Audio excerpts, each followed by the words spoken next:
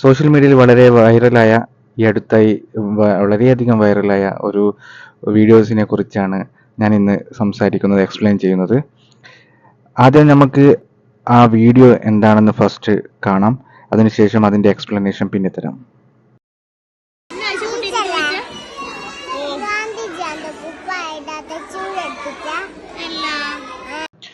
ഈ ചോദ്യത്തിനുള്ള ഉത്തരമാണ് ഞാൻ ഇന്ന് നിങ്ങൾക്ക് എക്സ്പ്ലനേഷനാണ് ഞാൻ നിങ്ങൾക്ക് ഈ വീഡിയോയിലൂടെ തരുവാൻ ഉദ്ദേശിക്കുന്നത്. ധോത്തി, നമ്മൾക്കറിയാവുന്ന പോലെ മഹാത്മാഗാന്ധി ഒരു ധോത്തിയും മേൽമുണ്ടുമാണ് ധരിച്ചിരുന്നത്.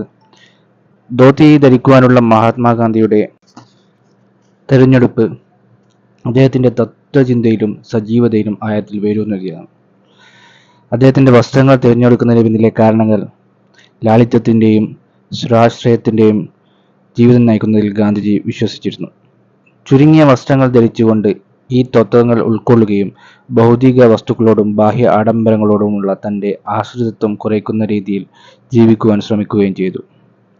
അതോടൊപ്പം തന്നെ ഗാന്ധി പ്രസ്ഥാനം, പരുത്തിയിൽ നിർമ്മിച്ച ഖാദി, കൈകൊണ്ട് നെയ്ത തുണി എന്നിവയുടെ ഉപയോഗം ഗാന്ധി ഉയർത്തി. ബ്രിട്ടനിലെ ചൂഷണ സാഹചര്യങ്ങളിൽ പലപ്പോഴും ഉൽപ്പാദിക്കപ്പെടുന്ന ഇറക്കുമതി ചെയ്ത തുണിത്തരങ്ങൾ ഒഴിവാക്കുവാനും സ്വന്തം തുണികൾ നൂൽക്കുവാനും ഇന്ത്യക്കാരെ അദ്ദേഹം വളരെയധികം പ്രോത്സാഹിപ്പിച്ചു.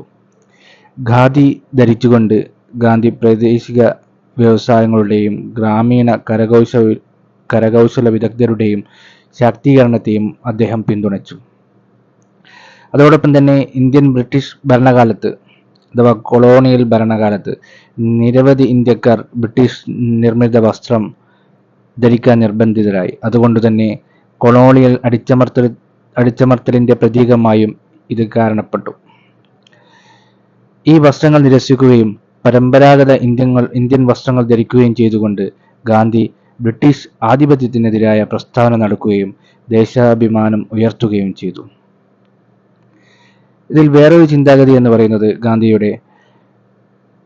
ഗാന്ധി ഈ വസ്ത്രങ്ങൾ തിരഞ്ഞെടുത്തത് സാധാരണക്കാരോട്, പ്രത്യേകിച്ച് ഗ്രാമീണ ദരിദ്രരോട് പലപ്പോഴും സമാനമായ വസ്ത്രം ധരിക്കുന്നവരോടുള്ള അദ്ദേഹത്തിൻ്റെ സഹാനുഭൂതിയെ പ്രതിഫലിപ്പിക്കുന്നു.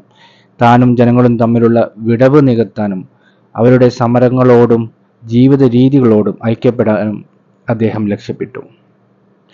അതോടൊപ്പം വേറൊരു കാരണം പറഞ്ഞു കഴിഞ്ഞാൽ അദ്ദേഹം വ്യക്തിഗത അച്ചടക്കത്തിന് ഊന്നൽ നൽകിയിരുന്നു. ഗാന്ധിയുടെ മിനിമലിസ്റ്റ് ചിന്താഗതി വ്യക്തിയുടെ അച്ചടക്കത്തിൻ്റെ രൂപമായിരുന്നു.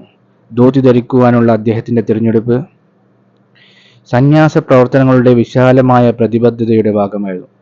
അത് ആഗ്രഹങ്ങളെ നിയന്ത്രിക്കുന്നതിനും ആന്തരിക ശക്തി വളർത്തുന്നതിനും സഹായിക്കുമെന്ന് അദ്ദേഹം വിശ്വസിച്ചു. മൊത്തത്തിൽ ഗാന്ധിയുടെ വസ്ത്രദാനം നോക്കിയാൽ, വളരെയധികം സൂക്ഷ്മമായി നിരീക്ഷിച്ചു കഴിഞ്ഞാൽ, ഗാന്ധിയുടെ വസ്ത്രധാരണ രീതി കേവലം വ്യക്തിപരമായ മുൻഗണന മാത്രമല്ല, ബോധപൂർവമായ രാഷ്ട്രീയവും സാമൂഹികവുമായ പ്രസ്താവനയായിരുന്നു. സ്വരാഷ്ട്രീയത്വം പ്രോത്സാഹിപ്പിക്കുക, കൊളോണിയലിസത്തെയും ബ്രിട്ടീഷ് ആധിപത്യത്തെയും ചെറുക്കുക, ലാളിത്യവും എളിമയും നിറഞ്ഞ ജീവിതം നയിക്കുക എന്ന അദ്ദേഹത്തിൻ്റെ ഒരു വിശാല ലക്ഷ്യമായി ഒത്തുചേരുന്നു.